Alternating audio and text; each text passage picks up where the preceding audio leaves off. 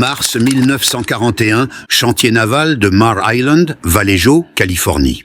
Le chalumeau de soudage vacillait dans la pénombre de la cale de construction de sous-marins, tandis qu'Edward Nelson, un soudeur à $11 par jour, griffonnait sa frustration dans un carnet usé. Il doit y avoir une meilleure façon, c'est de la folie.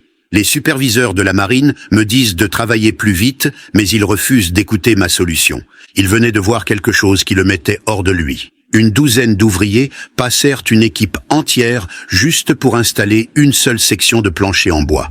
D'énormes structures d'échafaudage remplissaient les compartiments intérieurs sous chaque pont en bois. Des hommes avec des clés, travaillant dans des espaces exigus, vissant des écrous sur des boulons qui traversaient d'en haut. Des heures et des heures de travail juste pour fixer des planches de bois sur des cadres d'acier. La méthode traditionnelle exigeait de la précision, de la patience et un temps précieux. Du temps que l'Amérique n'avait pas, alors que les nuages de guerre s'amoncelaient sur le Pacifique. Pourtant, ici, dans ce qui allait bientôt devenir l'un des chantiers navals les plus actifs du monde, les méthodes d'attachement étaient les mêmes que depuis des décennies. Theodore Edward Nelson, 36 ans, né en Californie, avait acquis ses connaissances mécaniques à la dure, 15 ans dans des ateliers d'usinage à travers la Californie. 15 ans à apprendre comment le métal se comportait, comment l'électricité circulait, comment les problèmes pouvaient être résolus si seulement quelqu'un voulait bien écouter. Ce qu'aucun des superviseurs de la marine ne savait, c'est que ce soudeur frustré avait déjà résolu leurs problèmes. Et ce que Nelson ne savait pas encore, c'est que sa solution simple, rejetée et ignorée par ses supérieurs, allait bientôt faire économiser à la marine des États-Unis plus de 50 millions d'heures de travail et changer fondamentalement la construction navale pour toujours. La transformation avait commencé des semaines plus tôt dans les espaces intérieurs exigus sous les ponts, où la vraie guerre contre l'inefficacité se menait chaque jour. La date était le 15 mars 1941, 8 mois et 22 jours avant Pearl Harbor. Le chantier naval de Mare Island s'étendait sur 257 hectares le long de la rivière Napa à Vallejo, en Californie, à 40 km au nord-est de San Francisco. Fondé en 1854 par le commandant David Glasgow Farragut, il s'agissait de la première base de la marine américaine, établie sur l'océan Pacifique. Début 1941, Mare Island était devenue la principale installation de construction de sous-marins de la côte ouest. Le chantier fonctionnait 24 heures sur 24, 3 équipes d'ouvriers, 7 jours sur 7. La construction de sous-marins avait considérablement accéléré alors que les tensions montaient avec le Japon. Le chantier employait environ 12 000 ouvriers civils début 1941, un nombre qui allait finalement gonfler à près de 50 000 d'ici 1944. Parmi ces 12 000 ouvriers se trouvait Ted Nelson, employé numéro 3872. Il gagnait $11 par jour, travaillant l'équipe de jour de 7 heures du matin à 16 heures l'après-midi. Son travail était la soudure, principalement sur les coques de sous-marins et les structures internes. Il était bon à son travail, rapide et précis, mais de plus en plus frustré par ce qu'il considérait comme du gaspillage inefficace. Le problème était partout où il regardait. L'installation de planchers en bois sur les sous-marins, destroyers et porte-avions. La marine spécifiait des ponts en bois pour plusieurs raisons. Le bois offrait une meilleure adhérence que l'acier par temps humide.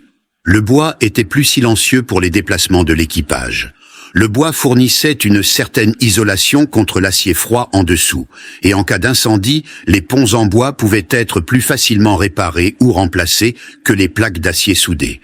Mais la méthode d'installation était archaïque, intensive en main-d'œuvre et douloureusement lente.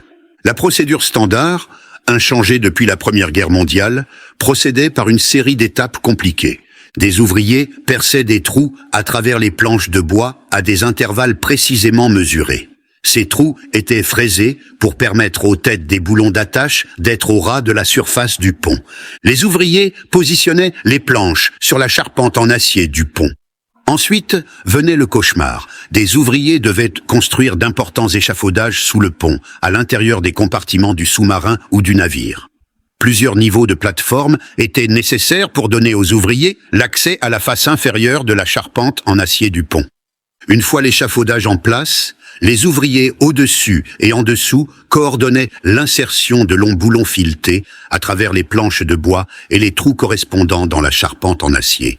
Les ouvriers en dessous, debout sur des plateformes d'échafaudage dans des espaces exigus et sombres, vissaient des écrous sur les extrémités des boulons qui dépassaient. Ils serraient ces écrous avec des clés, tirant fermement les planches de bois contre la charpente en acier au-dessus. Enfin, les ouvriers sur le dessus remplissaient les trous fraisés avec des chevilles en bois, créant une surface de pont lisse. Le processus entier était répété pour chaque section de pont. Sur un sous-marin, il pouvait y avoir plusieurs centaines de mètres carrés de pont en bois, nécessitant des milliers de points d'attache individuels. Sur un porte-avions, le pont d'envol en bois couvrait des dizaines de milliers de mètres carrés. Les besoins en main-d'œuvre étaient stupéfiants. Une installation typique de pont de sous-marin nécessitait un équipage de 12 à 16 hommes travaillant pendant 5 à 7 jours. L'échafaudage seul prenait 2 jours complets à construire et un autre jour à démonter. L'installation réelle des boulons consommait le temps restant. Ted Nelson avait effectué ce travail des dizaines de fois. Il avait passé d'innombrables heures debout sur des plateformes d'échafaudage, vissant des écrous sur des boulons dans des compartiments de sous-marins à peine hauts d'1,20 m. Son dos le faisait souffrir à force de se pencher constamment. Ses jointures étaient cicatrisées par des clés qui avaient glissé. Sa patience était épuisée. Mais plus qu'un inconfort personnel alimentait sa frustration. Il pouvait voir la situation dans son ensemble. La guerre approchait. Tout le monde à Mare Island le savait. Le chantier était déjà en retard sur la construction de sous-marins et de destroyers. La marine avait besoin de bateaux dans l'eau, pas assis en cale sèche, attendant l'installation du pont. Chaque jour de retard était un jour de plus vers un conflit.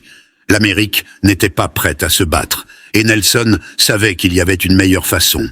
Il réfléchissait au problème depuis des mois, le retournant dans son esprit pendant les longues heures de travail de soudure routinier. La solution lui semblait évidente. Au lieu de boulonner par le haut et de visser des écrous par le bas, pourquoi ne pas souder directement des goujons d'attache sur la charpente en acier? Souder d'un seul côté, par le haut, aucun échafaudage requis, pas d'écrous et boulons, pas d'ouvriers à l'étroit dans les compartiments en dessous, juste des soudures rapides, solides et permanentes. Le concept était simple, un goujon fileté, essentiellement un boulon sans tête, pouvait être soudé à la charpente en acier du pont en une fraction de seconde. Les planches de bois auraient des inserts filetés ou des écrous spécialisés pour s'attacher à ces goujons. L'opération entière pouvait être réalisée uniquement par le dessus. Pas d'échafaudage, pas de travail sous le pont, pas de coordination entre les équipages au-dessus et en dessous. Nelson avait vu la soudure de goujons auparavant sous une forme limitée. La technologie existait pour la soudure horizontale sur plaque plate. Un petit tas de poudre de flux était placé sur une surface en acier plate. Un goujon était positionné dans le flux. Un arc électrique fusionnait le goujon à l'acier. Mais cette méthode ne fonctionnait que sur des surfaces horizontales plates. La poudre de flux tombait simplement des surfaces verticales ou en surplomb, et la construction navale nécessitait la soudure dans toutes les positions. Verticale, horizontale, en surplomb, à tous les angles. C'était le problème qui avait intrigué les ingénieurs en soudure pendant 20 ans. Comment faire fonctionner la soudure de goujon sur des surfaces non horizontales? Nelson pensait avoir la réponse. C'était si simple qu'il avait presque ri quand la solution lui était venue. Au lieu d'une poudre de flux libre, enfermer le flux dans une petite coiffe en céramique. Attacher la coiffe à l'extrémité du goujon. Le flux reste en place, quelle que soit la position. Il esquissa son idée dans son carnet, un pistolet de soudage portatif, un mécanisme à ressort pour presser le goujon contre la surface en acier, une gâchette électrique pour créer l'arc de soudage, une coiffe en céramique jetable sur l'extrémité de chaque goujon. L'opération entière prendrait moins d'une seconde par goujon. Un ouvrier pourrait installer des dizaines de goujons dans le temps qu'il fallait actuellement pour installer une seule connexion boulonnée. Il présenta son idée à son superviseur, un lieutenant de la marine nommé Morrison. La réunion dura moins de 5 minutes. Morrison regarda à peine les esquisses. Nous avons des procédures établies, Monsieur Nelson. Nous suivons les spécifications de la marine. Si vous voulez souder au lieu de superviser l'installation de boulons, tenez-vous à vos tâches actuelles. Nelson essaya à nouveau, approchant l'ingénieur en soudure en chef du chantier, un entrepreneur civil nommé Hartwell. Il expliqua les économies de temps, la réduction de main-d'œuvre, l'élimination des coûts d'échafaudage. Hartwell fut plus poli que Morrison, mais tout aussi dédaigneux. Mon garçon, des gens bien plus intelligents que vous et moi ont essayé de résoudre ce problème pendant 2 décennies. Si c'était si facile, quelqu'un l'aurait déjà fait. En outre, la marine a des spécifications. Nous ne pouvons pas simplement changer les procédures parce qu'un soudeur a une idée. Vous avez besoin de l'approbation du bureau des navires à Washington. Vous avez besoin d'études d'ingénierie. Vous avez besoin de tests de prototypes. Cela prend des années. Nous n'avons pas des années, protesta Nelson. Nous avons besoin de sous-marins maintenant. Hartwell haussa les épaules. Ce n'est pas mon problème, Monsieur Nelson. Mon problème est de construire des bateaux selon les spécifications approuvées. Votre problème est de faire le travail de soudure pour lequel vous êtes payé. Nelson quitta la réunion en colère et désillusionné. Il leur avait offert une solution qui pouvait faire économiser des milliers d'heures par sous-marin. Il l'avait rejetée sans considération sérieuse. Pas parce que son idée était défectueuse, pas parce que cela ne fonctionnerait pas, mais parce qu'il n'était qu'un soudeur. Parce que changer les procédures nécessitait des formalités administratives et des approbations. Parce que l'innovation était moins importante que de suivre des protocoles établis. Il fit une dernière tentative, écrivant une lettre formelle au commandant du chantier, le capitaine Thomas Withers. La lettre était soigneusement composée, expliquant l'inefficacité actuelle, proposant la solution de soudure de goujon, estimant les économies de temps et de coûts. Il soumit la lettre par les voies appropriées, suivant la procédure établie pour les suggestions des ouvriers. 3 semaines plus tard, il reçut une réponse. Une lettre standard le remerciant de son intérêt à améliorer l'efficacité du chantier, une explication polie que toutes les propositions techniques étaient évaluées par le comité d'examen d'ingénierie du bureau des navires, une note indiquant que sa suggestion avait été transmise pour examen et une évaluation réaliste que le processus d'examen prenait typiquement 18 à 24 mois. Il serait informé si sa proposition était approuvée pour études plus approfondies. De 18 à 24 mois. D'ici là, la guerre pourrait déjà être terminée ou perdue. Nelson froissa la lettre et la jeta à la poubelle. Ce soir-là, il prit une décision qui allait changer sa vie et modifier le cours de l'histoire navale. Si la marine ne voulait pas écouter, il le construirait lui-même. Il prouverait que son concept fonctionnait. Alors, il serait obligé de faire attention. Il libéra un espace dans le garage derrière son petit cottage à Vallejo. Sa femme, Emma, regarda avec inquiétude, tandis qu'il commençait à collecter de la ferraille et de l'équipement de soudure. « Ted, tu vas te faire renvoyer », le prévint-elle. « Tu es censé travailler sur des projets de la marine, pas tes propres inventions. »« Cela aidera la marine », répondit-il. « Ils ne le savent tout simplement pas encore. » Au cours des semaines suivantes, travaillant les soirs et les week-ends, Nelson construisit son premier prototype de pistolet de soudage de goujon. La conception était rudimentaire mais fonctionnelle. Une poignée pistolet, un piston à ressort pour tenir et presser le goujon, une gâchette électrique connectée à une alimentation de soudage, un mécanisme de libération rapide pour charger de nouveaux goujons. L'innovation la plus critique était la coiffe de flux. Il expérimenta différents matériaux céramiques, différentes compositions de flux, différents designs de coiffe. Après des dizaines de tests, il développa une coiffe qui maintenait le flux en sécurité, permettait une initiation correcte de l'arc et pouvait être fabriquée à bas prix. En mai 1941, il avait un prototype fonctionnel. Il le testa sur de la ferraille dans toutes les positions imaginables, horizontale, verticale, en surplomb, à différents angles. Le pistolet fonctionnait parfaitement. Un goujon pouvait être soudé en moins d'1 seconde. La résistance de la soudure dépassait celle des boulons traversants traditionnels et, plus important encore, elle ne nécessitait aucun accès par le dessous. Il apporta le prototype au travail, le démontra à plusieurs collègues soudeurs pendant la pause déjeuner. Ils furent impressionnés et enthousiastes. « Cela va nous faire économiser tellement de temps », remarqua l'un. « Tu dois montrer cela à Morrison », suggéra un autre. Nelson secoua la tête. « Je l'ai déjà montré à Morrison. Il n'était pas intéressé. » « Alors démissionne et crée ta propre entreprise, » conseilla un troisième soudeur. « Vends ton pistolet à des chantiers navals à travers le pays. Tu feras fortune. » L'idée n'avait pas effleuré Nelson. Il était soudeur, pas homme d'affaires. Il n'avait pas de capital, pas d'installation de fabrication, pas d'expérience commerciale. Mais plus il y pensait, plus cela avait du sens. Si la marine n'utilisait pas son invention, peut-être que les chantiers navals privés le feraient. Les chantiers Kaiser à Richmond embauchait. Le chantier naval de Bethlehem Steel à San Francisco s'étendait. Il y avait des chantiers navals tout le long de la côte ouest, tous confrontés aux mêmes pénuries de main-d'œuvre et pression de production.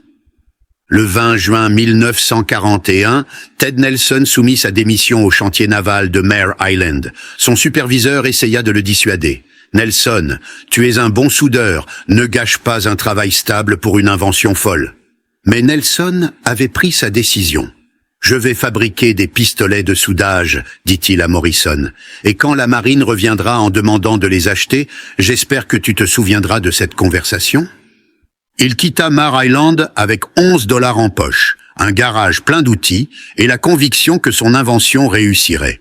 Il incorpora la Nelson Specialty Welding Equipment Corporation le 1er juillet 1941. Il emprunta 95 000 $ à la Reconstruction Finance Corporation, une agence gouvernementale de prêt établie pendant la dépression pour soutenir les petites entreprises. Avec ce capital, il loua un petit atelier à Vallejo et commença à fabriquer des pistolets de soudage de goujon. Les premiers mois furent difficiles. Il n'avait pas de clients, pas de réputation, pas de réseau de distribution. Il fit des visites commerciales auprès d'ateliers d'usinage locaux et de petites sociétés de fabrication, démontrant son pistolet, expliquant les économies de temps. La plupart étaient sceptiques. Quelques-uns étaient assez intéressés pour essayer une unité de démonstration. Lentement, très lentement, les commandes commencèrent à arriver. En septembre 1941, il avait vendu 18 pistolets de soudage et plusieurs milliers de goujons à coiffe de flux. Puis, le 7 décembre 1941, tout changea. Pearl Harbor. L'attaque japonaise détruisit ou endommagea 8 cuirassés, 3 croiseurs, 3 destroyers et 188 avions. 2403 Américains moururent. Les États-Unis étaient en guerre. Soudainement, la construction navale n'était pas seulement importante. C'était une question de survie nationale. Dans les jours qui suivirent Pearl Harbor, l'industrie de la construction navale explosa dans une activité frénétique. Les chantiers Kaiser commencèrent à construire des Liberty Ships à un rythme sans précédent. Le chantier naval de Mare Island reçut des commandes d'urgence pour la construction de sous-marins. Bethlehem Steel et d'autres chantiers privés commencèrent à travailler par triple équipe. Et chacun de ces établissements faisait face au même problème. Comment construire des navires assez vite ? Les méthodes traditionnelles étaient trop lentes, trop intensives en main-d'œuvre, trop gaspilleuses de temps précieux. Le téléphone de Ted Nelson commença à sonner.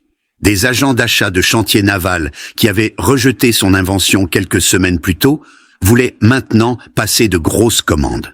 Les chantiers Kaiser commandèrent 50 pistolets de soudage et 10 000 goujons. Bethlehem Steel commanda 40 pistolets. Même le chantier naval de Mare Island, où il avait été repoussé quelques mois plus tôt, passa une commande pour 60 pistolets et 20 000 goujons. Morrison, son ancien superviseur, traita la demande d'achat. Il n'y eut pas d'excuse, pas de reconnaissance que Nelson avait eu raison. Juste une commande officielle sèche et une demande de livraison rapide.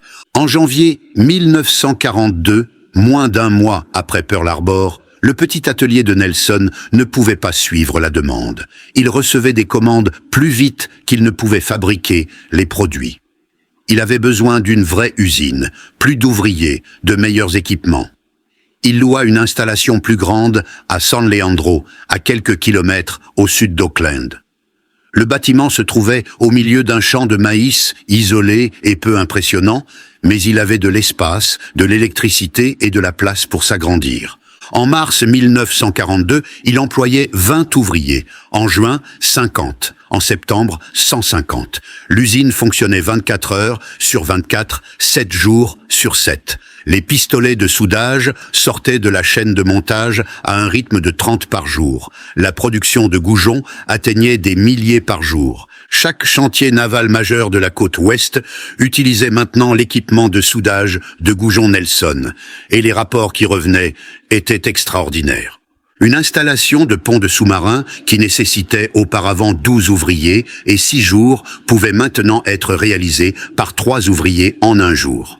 L'élimination de l'échafaudage économisait 2 jours supplémentaires et libérait des ouvriers pour d'autres tâches. Les soudures étaient plus solides que les connexions boulonnées traditionnelles. Les planches de pont en bois pouvaient être retirées et remplacées plus facilement pour la maintenance ou la réparation.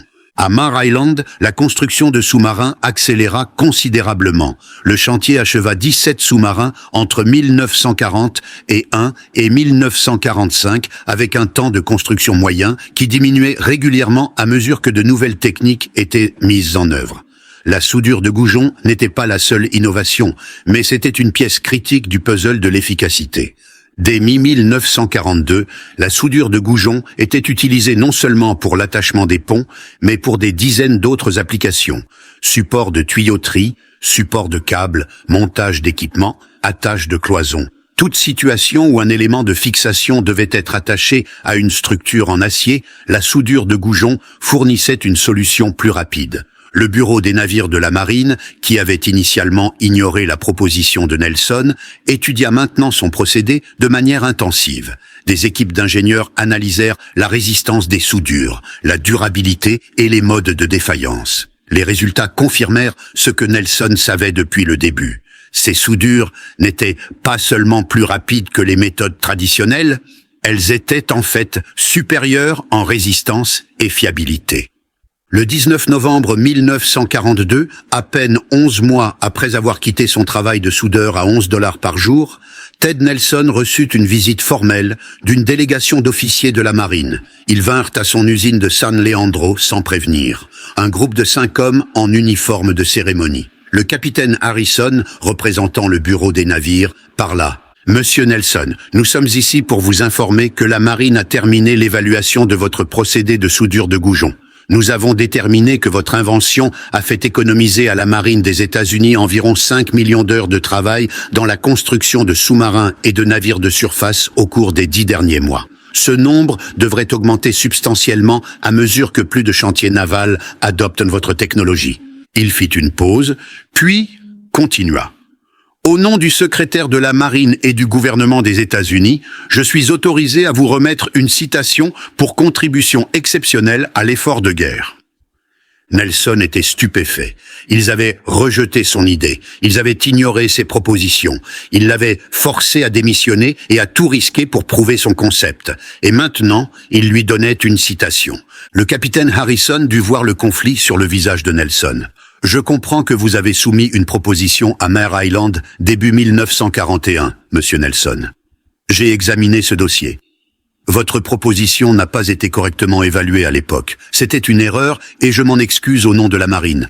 Cependant, votre décision de développer la technologie indépendamment a entraîné un déploiement plus rapide que ce qui aurait été possible par le processus normal d'approvisionnement. Parfois, la meilleure façon de servir votre pays est d'ignorer les canaux officiels et de simplement résoudre le problème. » Nelson accepta la citation avec des sentiments partagés, de la fierté pour son accomplissement, de la justification pour sa persévérance, mais aussi de la frustration envers la bureaucratie qui avait presque empêché cette innovation de se produire. La guerre continua. Les demandes de production augmentèrent. L'entreprise de Nelson s'agrandit à nouveau, ouvrant une deuxième installation de fabrication à Camden, New Jersey, en mars 1943. Cette usine de la côte est approvisionnée les chantiers navals de New York, Philadelphie, Norfolk et Charleston. Dès mi-1943, la Nelson Specialty Welding Equipment Corporation employait plus de 400 travailleurs et générait un revenu annuel d'environ 4 millions de dollars. Ted Nelson passait toujours 16 heures par jour à l'usine, toujours vêtu de pantalons et de chemises d'ouvrier d'atelier, toujours tirant un salaire modeste de $1000 par mois. Tous les bénéfices étaient réinvestis dans l'expansion, l'équipement et le remboursement des prêts. Mais son impact sur l'effort de guerre était incalculable. L'estimation de la marine de 5 millions d'heures de travail économisées fin 1942 n'était que le début. À mesure que la guerre progressait et que la soudure de goujons devenait une pratique standard dans toute la construction navale, les économies de temps se multiplièrent de façon exponentielle. Dès 1943, la soudure de goujons était utilisée non seulement sur les sous-marins, mais sur les porte-avions, cuirassés, croiseurs, destroyers et des centaines de navires plus petits. Les porte-avions de classe Essex, construits par Newport News Shipbuilding et d'autres chantiers, utilisaient largement la soudure de goujons Nelson pour l'attachement du pont d'envol et des aménagements intérieurs. Chaque porte-avions nécessitait environ 20 000 goujons. La marine construisit 24 porte-avions de classe Essex pendant la guerre.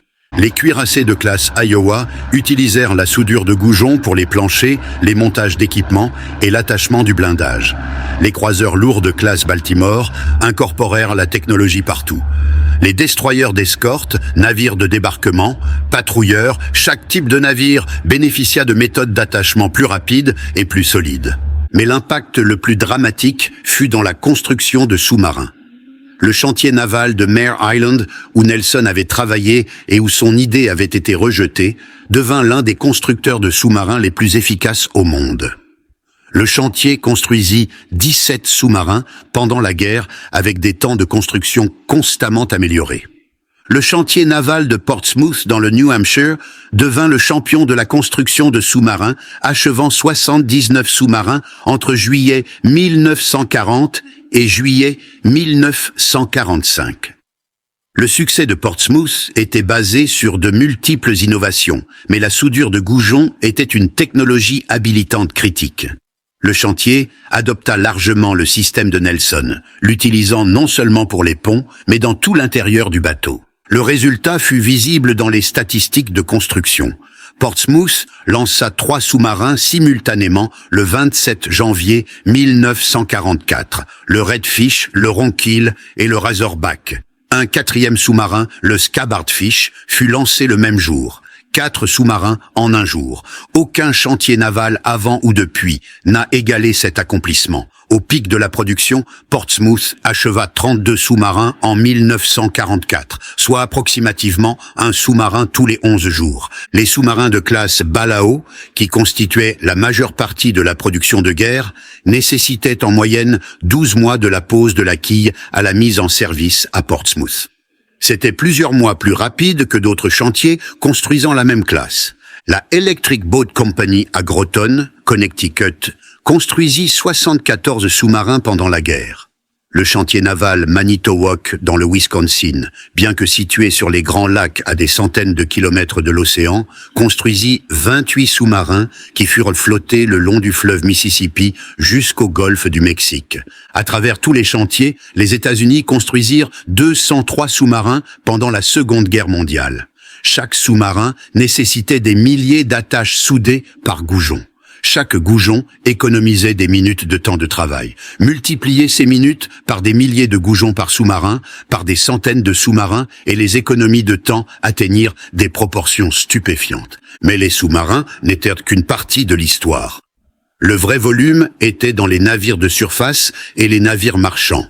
Le programme Liberty Ship, géré par la Maritime Commission et construit principalement dans les chantiers Kaiser, produisit 2710 navires de charge pendant la guerre.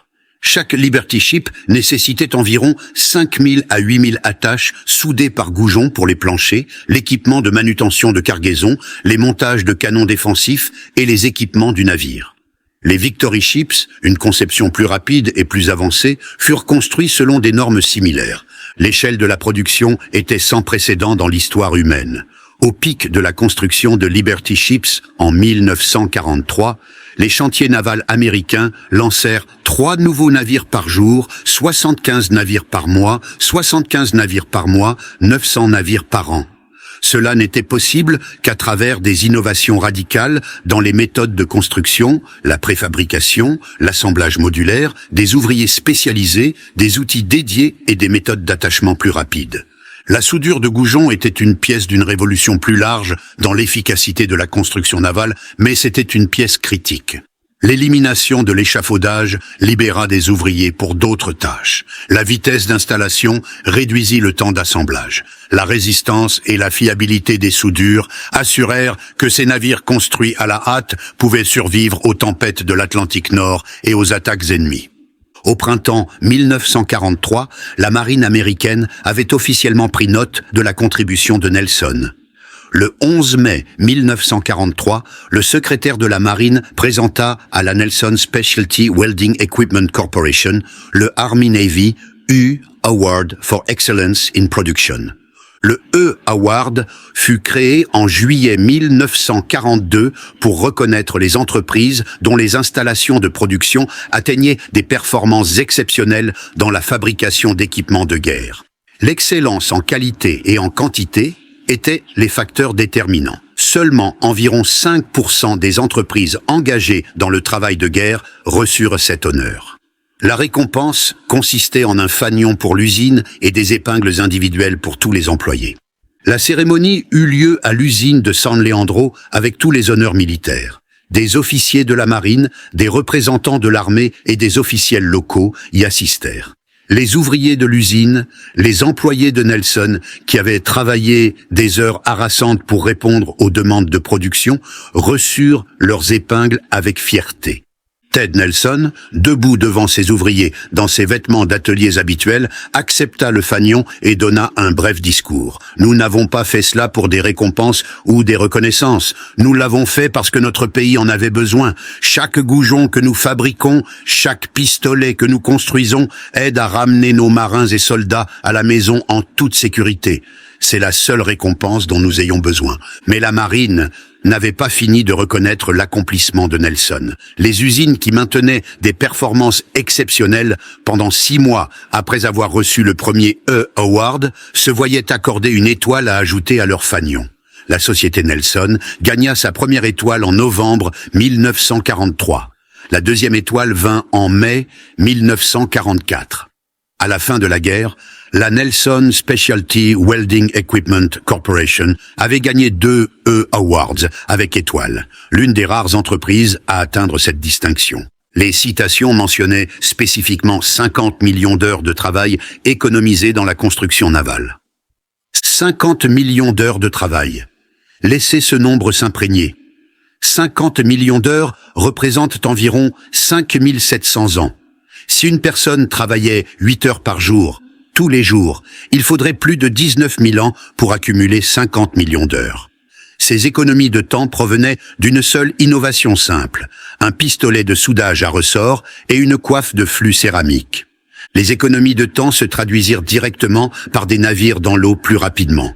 Plus de sous-marins chassant les convois japonais, plus de destroyers escortant les convois, plus de porte-avions lançant des attaques, plus de navires de débarquement livrant des Marines sur des plages hostiles. Chaque navire livré plus vite signifiait plus de puissance de combat, plus de fournitures livrées, plus de vies sauvées. L'impact stratégique était incalculable. Mais l'invention de Nelson avait un autre avantage inattendu. Le processus de soudure de goujon nécessitait moins de compétences que l'installation traditionnelle de boulons ou la soudure conventionnelle. Avec un entraînement minimal, de nouveaux ouvriers pouvaient se réaliser des opérations de soudure de goujon en toute sécurité et efficacité. Ce fut crucial à mesure que la guerre progressait et que les pénuries de main-d'œuvre s'intensifièrent. Les femmes entrèrent dans les chantiers navals en nombre sans précédent. La célèbre Rosie the Riveter symbolisait les ouvrières des chantiers navals, mais il y avait aussi Wendy the Welders. Des femmes actionnaient des pistolets de soudage de goujon, installaient des planchers, montaient des équipements. Beaucoup devinrent très compétentes dans ce processus. Le chantier naval de Mare Island, à son pic, employait près de 50 000 travailleurs, dont 9 000 femmes. Les chantiers Kaiser employaient des centaines de milliers de personnes, les femmes représentant près de 30% de la main-d'œuvre. Ces femmes avaient un besoin d'outils et de processus qui pouvaient être appris rapidement et réalisés en toute sécurité. La soudure de goujon répondait parfaitement à cette exigence. En 1944, le cours de la guerre avait tourné décisivement en faveur des Alliés. La production industrielle américaine submergeait les capacités de l'Axe. Les États-Unis construisirent plus de navires, d'avions, de chars et de canons que l'Allemagne et le Japon réunis. L'arsenal de la démocratie, comme l'appelait le président Roosevelt, fonctionnait à pleine capacité. Les pistolets de soudage de Goujon de Ted Nelson étaient une petite partie de cette réalisation industrielle massive. Mais les petites parties comptent. À la guerre, l'efficacité se mesure en vies sauvées et batailles gagnées. Une construction navale plus rapide signifiait plus de puissance navale déployée plus tôt. Plus de puissance navale signifiait plus de navires marchands japonais coulés, plus d'îles prises, plus de pression sur l'ennemi. La campagne sous-marine dans le Pacifique le démontra clairement. Les sous-marins américains coulèrent plus de 1000 navires marchands japonais, totalisant environ 5 millions de tonnes. Ils coulèrent également un porte-avions, 8 cuirassés et de nombreux croiseurs et destroyers. Ce succès n'était possible que parce que l'Amérique construisit des sous-marins plus vite que le Japon ne pouvait les couler. Le Japon commença la guerre avec une flotte de sous-marins plus importante que celle des États-Unis. Mais le Japon ne construisit que 126 sous-marins pendant la guerre. L'Amérique en construisit 203.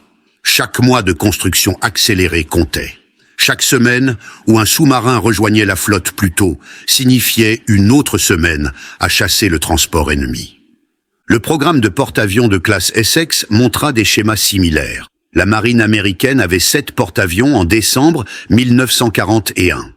En août 1945, la marine avait 99 porte-avions de tout type. Les porte-avions de flotte de classe Essex formaient l'épine dorsale de cette force. 24 furent achevés, chacun transportant jusqu'à 90 avions. Les groupes de porte-avions rapides construits autour des porte-avions de classe Essex dominèrent le Pacifique à partir de mi-1943.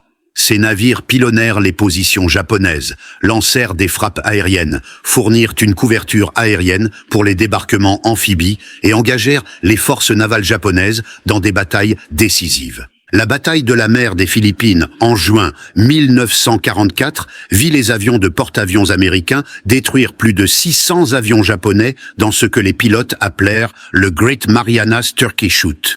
Cette victoire n'était possible que parce que l'Amérique avait plus de porte-avions au bon endroit au bon moment. Une construction plus rapide permit un déploiement plus rapide. Le débarquement du jour J en Normandie, le 6 juin 1944, nécessita 7000 navires et embarcations de débarquement. Cette armada, le plus grand assaut amphibie de l'histoire, n'était possible que parce que les chantiers navals américains et britanniques construisirent des embarcations de débarquement par milliers.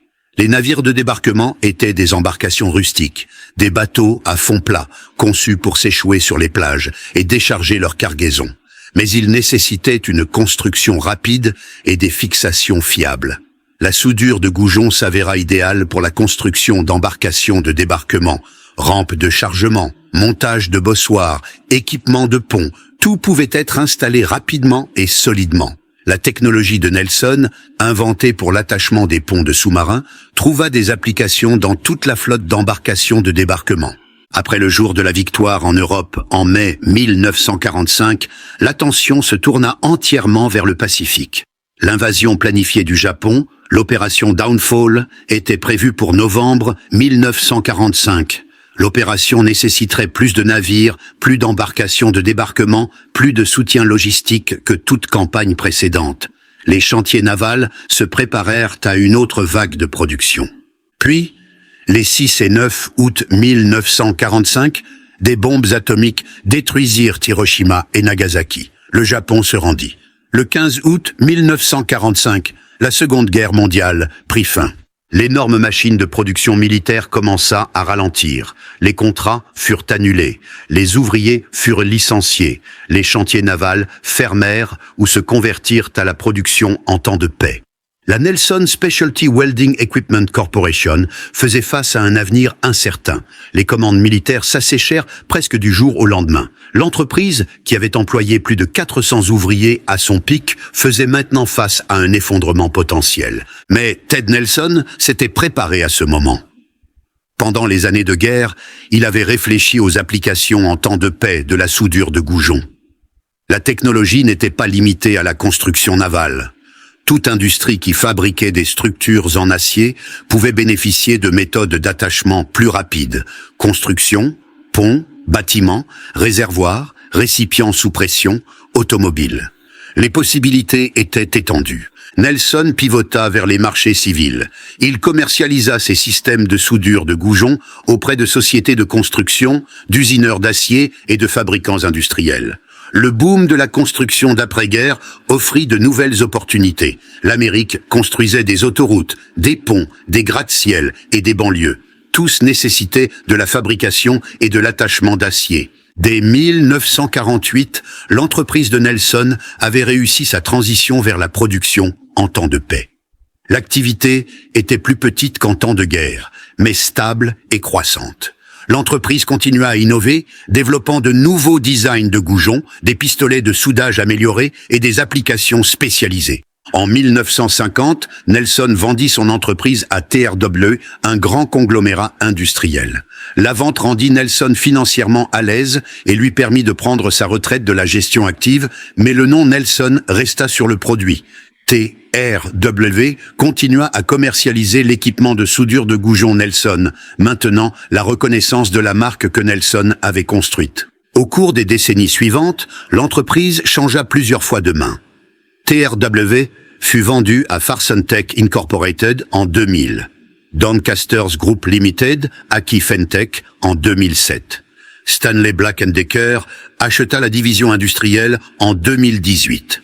À travers tous ces changements, la marque Nelson survécut. Aujourd'hui, Stanley Engineered Fastening fabrique et commercialise les produits de soudure de goujons Nelson dans le monde entier. La technologie pionnière de Ted Nelson dans son garage à Vallejo reste utilisée dans le monde entier. La soudure de goujons moderne est plus sophistiquée que la conception originale de Nelson. Des alimentations à onduleurs fournissent un contrôle précis de l'arc.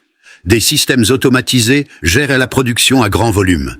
Des soudeurs robotiques appliquent des goujons dans les usines d'assemblage automobile. Mais le principe fondamental reste le même. Un goujon, une coiffe de flux, un pistolet à ressort et un arc électrique. 1 seconde par goujon. Aucun échafaudage requis. Les applications se sont étendues bien au-delà de la construction navale. Les travailleurs de la construction utilisent la soudure de goujons pour attacher des tôles d'acier aux poutres en acier dans les gratte-ciel. Les constructeurs de ponts l'utilisent pour les poteaux de garde-corps et les montages d'éclairage. Les centrales nucléaires l'utilisent pour les chemins de câbles et les supports d'équipement. Les fabricants automobiles l'utilisent dans toute la carrosserie des véhicules pour les points de mise à la terre et l'attachement de garnitures. La technologie que Nelson inventa pour résoudre un problème de construction navale a trouvé des applications dans pratiquement toutes les industries qui travaillent avec l'acier. Mais l'héritage le plus touchant de l'invention de Nelson se trouve dans la restauration des navires historiques. Le cuirassé USS Texas, l'un des 7 seuls navires restants à avoir servi pendant les 2 guerres mondiales, subit actuellement une restauration dans une cale sèche. Le navire nécessite des travaux importants pour réparer les plaques de coque corrodées et les équipements détériorés. L'équipe de restauration a découvert que l'équipement moderne de soudure de goujons Nelson est idéal pour ce travail.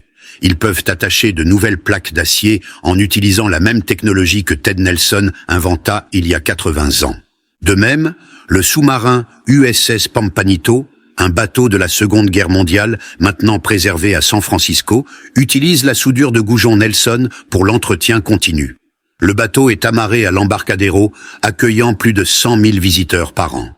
Maintenir le vieux bateau sûr et fonctionnel nécessite une attention constante. L'équipement Nelson permet à l'équipe de restauration bénévole d'effectuer des travaux de soudure efficacement sans nécessité de soudeur certifié pour chaque tâche. Ted Nelson vécut assez longtemps pour voir l'impact de son invention s'étendre bien au-delà de ce qu'il imaginait ce jour, de 1941, où il esquissa son idée dans un carnet. Il vit la soudure de goujons devenir une pratique standard dans la construction navale. Il la vit adoptée par des industries dans le monde entier. Il vit son nom devenir synonyme d'un procédé de soudure. Il mourut en 1994, à l'âge de 89 ans, ayant vécu assez longtemps pour être témoin de la fin de la guerre froide et de la transformation du monde que sa génération avait combattu pour préserver. Les statistiques de son accomplissement ne racontent qu'une partie de l'histoire. 50 millions d'heures de travail économisées, 2 Army Navy Awards, des milliers de navires construits plus rapidement, des milliards de goujons fabriqués. Mais les chiffres ne peuvent capturer l'impact complet.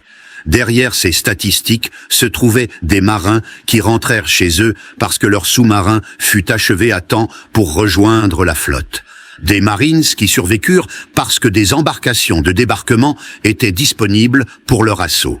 Des familles qui ne furent pas déchirées parce que la guerre se termina plus tôt. La véritable mesure de l'innovation n'est pas seulement l'efficacité gagnée, mais les vies préservées. Ted Nelson, le soudeur à $11 par jour, à qui l'on dit que son idée était impraticable, sauva plus de vies que de nombreux héros de combat. Il le fit non pas avec des armes, mais avec la soudure, non pas par la destruction, mais par la construction. Le rejet auquel il fit face n'était pas unique. L'histoire est remplie d'innovateurs rejetés par les autorités établies. Wilbur et Orville Wright se virent dire par des experts que le vol motorisé était impossible. Henry Ford fut moqué pour avoir suggéré que les automobiles pourraient être produites en série. Chester Carlson passa des années à essayer de vendre son procédé de xérographie avant de trouver un acheteur. Ce qui rendit Nelson différent fut son refus d'accepter le rejet. Il n'argumenta pas avec les bureaucrates. Il ne perdit pas de temps à essayer de convaincre les sceptiques. Il démissionna simplement de son travail, risqua ses économies et prouva que son concept fonctionnait. Ensuite, le marché fit la persuasion pour lui. C'est l'essence de l'innovation américaine. Ne pas attendre la permission, ne pas suivre les procédures établies, ne pas accepter que les choses doivent être faites comme elles l'ont toujours été. Juste identifier un problème, développer une solution et avoir le courage de la mettre en œuvre malgré la résistance institutionnelle. Le chantier naval de Mare Island, où Nelson travailla et où son idée fut rejetée, ferma en 1996 après 142 ans de service. Au cours de sa vie, le chantier construisit 512 navires et en répara des milliers d'autres. Le chantier fut responsable de la construction de 44 sous-marins, y compris le dernier sous-marin nucléaire construit en Californie, l'USS Drum, lancé en 1970. La base fut déclarée monument historique californien en 1960 et certaines parties furent désignées quartier historique national en 1975. Aujourd'hui, l'ancien chantier naval est réaménagé en zone commerciale et résidentielle. Certains des bâtiments historiques subsistent, y compris la chapelle, les cales sèches et les structures industrielles.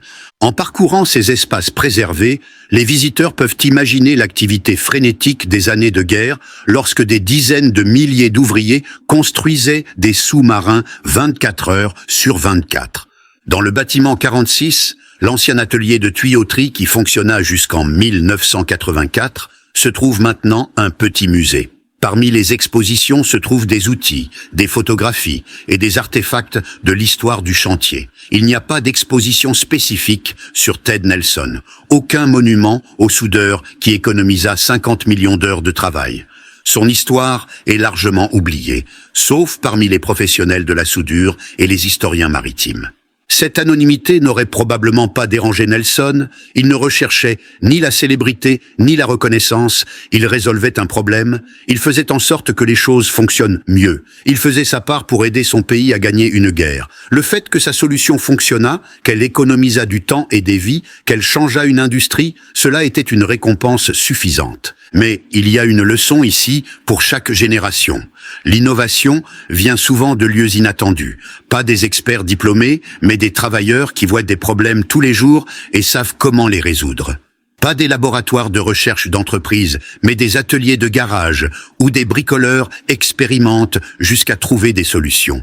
Pas des canaux officiels, mais des individus prêts à tout risquer sur une idée qu'ils savent juste. La prochaine grande innovation pourrait venir d'un soudeur dans un chantier naval, d'un mécanicien dans un garage, d'une infirmière dans un hôpital, d'un enseignant dans une salle de classe. Elle pourrait venir de quelqu'un que les canaux officiels rejettent comme non qualifié, de quelqu'un à qui les bureaucrates disent de suivre les procédures, de quelqu'un que les experts assurent gaspiller son temps sur un problème impossible.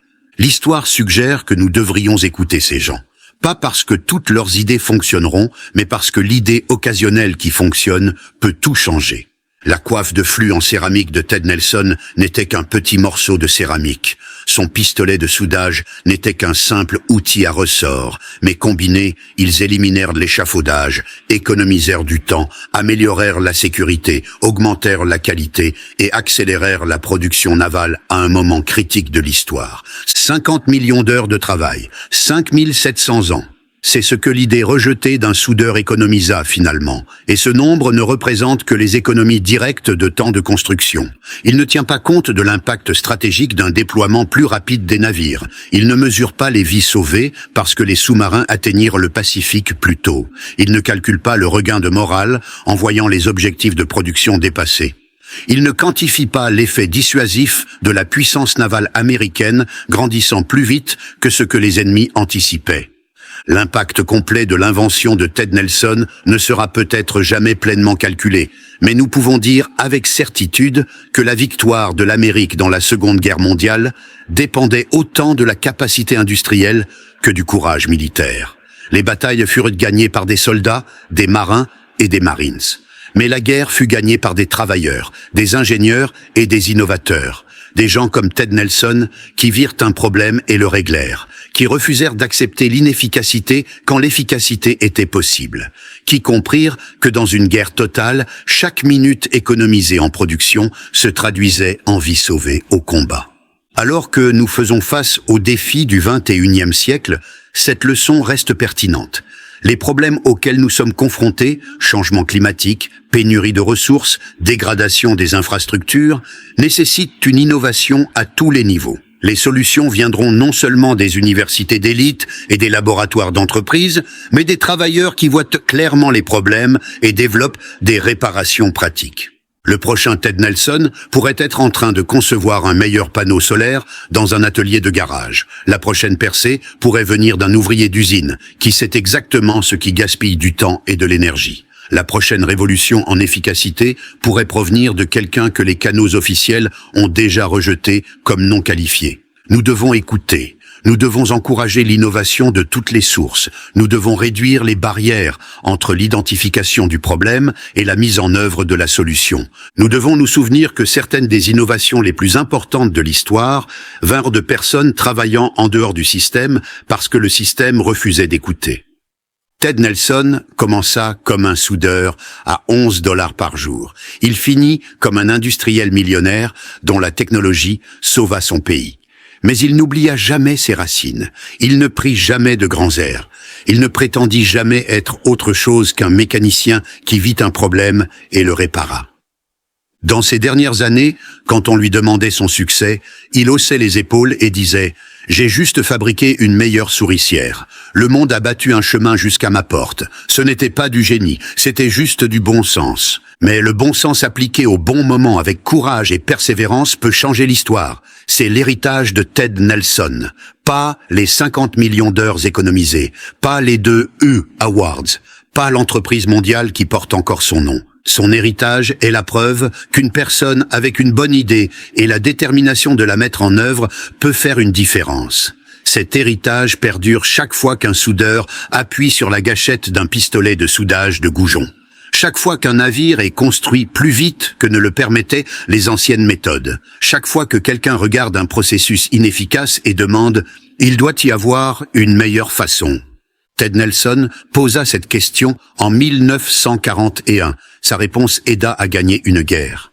Quelle question posez-vous aujourd'hui? Et plus important encore, quand les experts vous diront que cela ne peut pas être fait, quand les bureaucrates vous diront de suivre les procédures, quand les sceptiques rejetteront votre idée, aurez-vous le courage de leur prouver qu'ils ont tort? L'histoire de l'innovation suggère que parfois, la chose la plus importante que vous puissiez faire est d'ignorer les experts, de faire confiance à vos propres observations et de construire la solution que vous savez fonctionnera. Ted Nelson fit exactement cela. 80 ans plus tard, des soudeurs dans le monde entier utilisent encore son invention chaque jour. Et quelque part, peut-être dans un garage ou un atelier, le prochain Ted Nelson est en train d'esquisser une idée que tout le monde dit ne pas fonctionner. Mais ils auront tort, car les meilleures innovations ne viennent pas de la procédure. Elles viennent de gens qui voient un problème, savent comment le résoudre et refusent d'accepter un non pour réponse.